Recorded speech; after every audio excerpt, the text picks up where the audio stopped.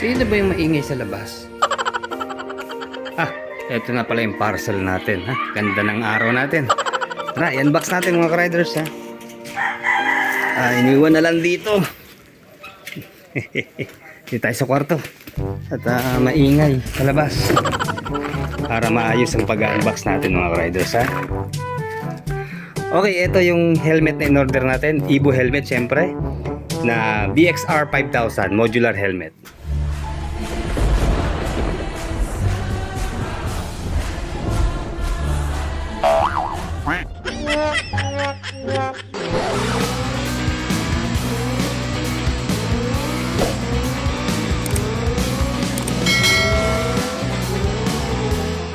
Nakachempo tayo. Isang item na lang to eh. Last item na. So out of stock na siya. Kasi ito talaga yung gusto kong kulay at design sa helmet.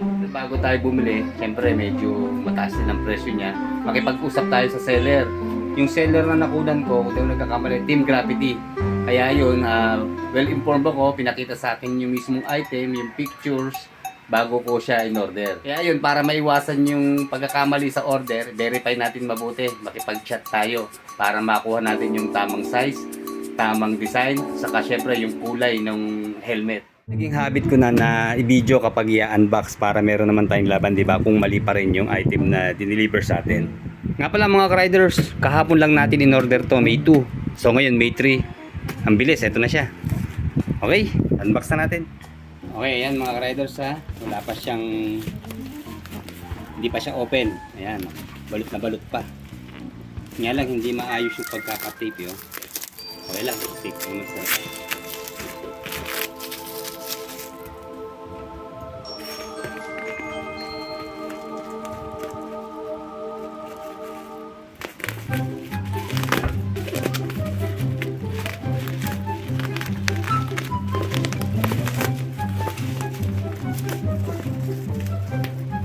okay, kulay yellow or gold na box.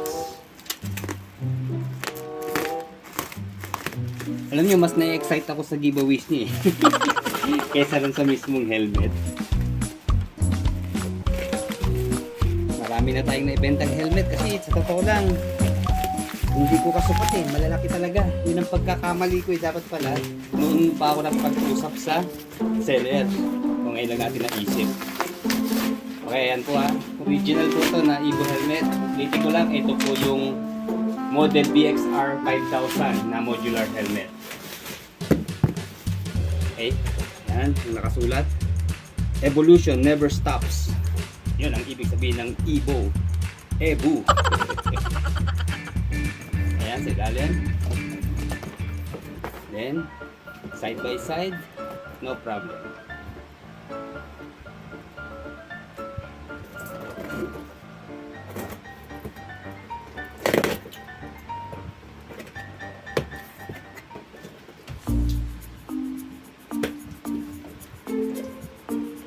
Then isa-isahin natin kung ano nga bang laman niya at giveaways. Una, siyempre yung kanyang extrang visor. Bali ang visor na kinuha natin, ano po yung blue lens. So itong kanyang reserva ay transparent. Ayan. Yung clear visor. Okay. Reserva, tabi-tabi. And then, ang susunod po, okay, itong jersey. Ito, nakita ko itong nilagay eh. Sana kulay blue na rin eh. Hindi ako mahilig sa kulay yellow eh. Then, may isang sticker siya dito, GPT Team Gravity. Alam ko, ito yung mga team ng mga motovlogger eh, di ba? Yung Team Gravity. Ewan ko lang ha. Vlogger tayo, di natin alam. Okay, size small ata itong jersey na to. So, check natin ha. Kaso naman sa akin, ako naman na ipayatin lang naman. Susunod na previous niya. Ayan, medyo manipis lang siya ha. Ayan. Hindi ito small, large to, malaki eh. Ayan po. Pagipas natin. Okay. Long sleeve na jersey. Ayan. Bagay. Giveaway lang yan. And next, puro plastic. Okay, ito. Maganda yung kanyang bag. Diba?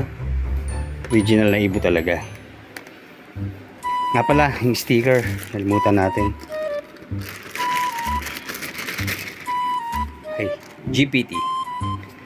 Yan, tatlo na ang freebies. Then, dito tayo sa bag. Ganda yung bag niya. Medyo makapal.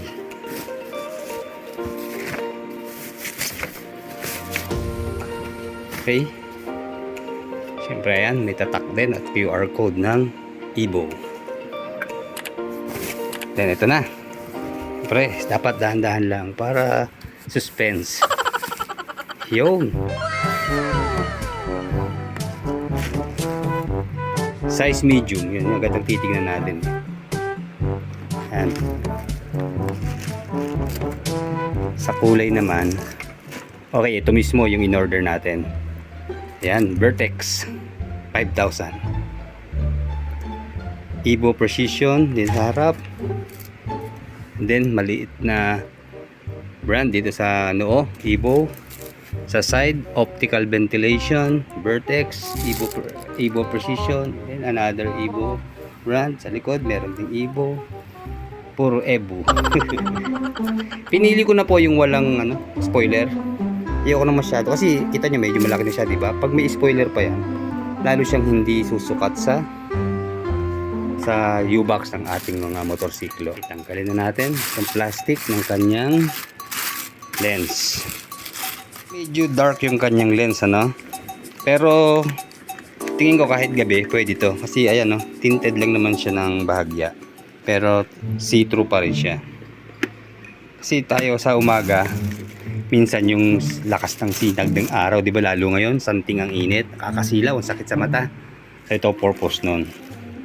So mamaya testingin natin pag dumilim, tignan natin kung makaka-view pa rin siya pag nakababa. And then dito sa kanyang pisngi, meron nakalagay na ABS. Ito po yung Advanced Polycarbonate Shell. So maganda siguro ang bagong shell nito. And then meron pa pala siyang extra sticker dito sa helmet mismo. Nakatali siya. Then yung kanyang manual, ayan, yung natin binabasa. Okay, yung kanyang lock, ayan. Katulad din naman ng mga ibang quick release siya, ayan. Hindi naman to sirain kasi marami tayong naging helmet na ganito. Ang lock, okay lang ang performance. And then yan, sa ventilation niya, para in case na nahihirapan tayong huminga. Pero ako naman, tinataas ko na lang yung kanyang pinakamuka, kaya modular po ang kinuha natin na helmet. Kasi sa panahon ngayon, ang hirap pag kulong talaga sa helmet. Pero pag naka high speed tayo mga riders, galiin natin kababayan. Pag lang talagang sobrang init at mga chill ride lang tayo, saka natin ito itaas. Ito sa ilalim yung kanyang button para mabuksan siya. Ayun.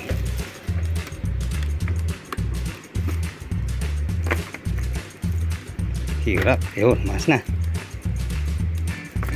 And then yun lang, bumaba. Natanggal ito, nakalak ito ilalim, ayun.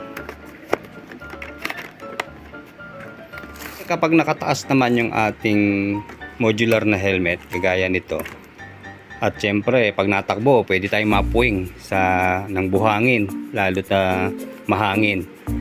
Ito naman ang purpose nitong ating extra visor sa loob. Ayan.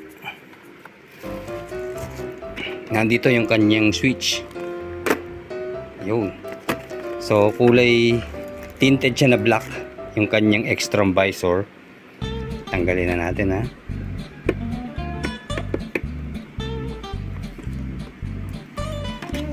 Okay, yung hirap na nagsosolo. Ayan yung kanyang visor. Wow, visor. Then removable po yung kanyang inner na sapin dito, yung pinaka-foam, para pag napawisan, nangamoy, nagkaroon ng odor, malalabhan pa natin. Okay, ayan, legit naman na Ibo helmet. Yun lang mga ka-riders parang nalalakihan pa rin ako. Pero sukat natin para sigurado. Medium size pa rin po siya Ayan, kompleto na ng IIC sticker. Saka itong ECE. Ayan, quality control pass naman siya.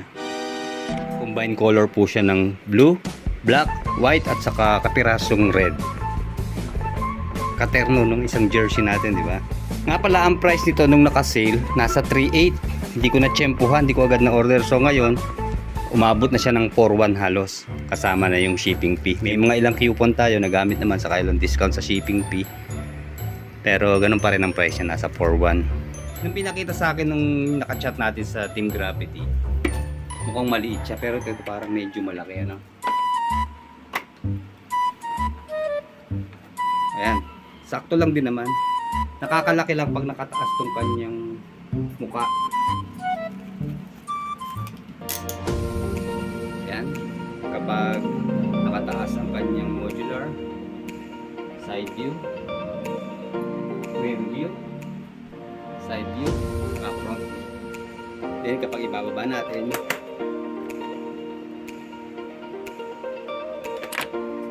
medyo dark yung ano niya, di ba?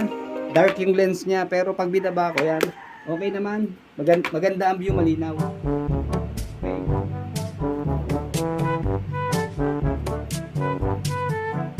Ano sa tingin niyo mga riders? Malaki ba? O eksakto na. Eksakto na siguro.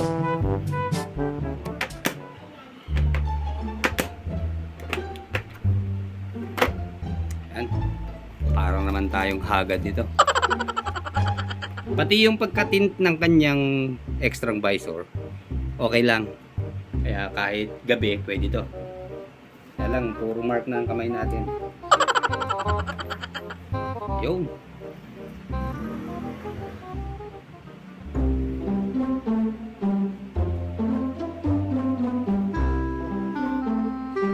Okay, sa mga interesado, ilalagay ko yung link niya ng Lazada, Shopee, saka TikTok. Kasi alam ko sa TikTok, out of stock na tong gantong klaseng helmet. Meron naman sa Shopee, Lazada, medyo mataas lang ng konti ang presyo. Siguro nasa 4.2. Ewan ko lang kung meron pa siyang additional na shipping fee. Pero ganoon, mag-estimate na kayo, 4,000 hanggang 4,500 siguro. Okay, satisfied naman tayo ha. Sana nagustuhan niyo mga riders ha. Like, comment, and subscribe sa ating channel. Salamat po.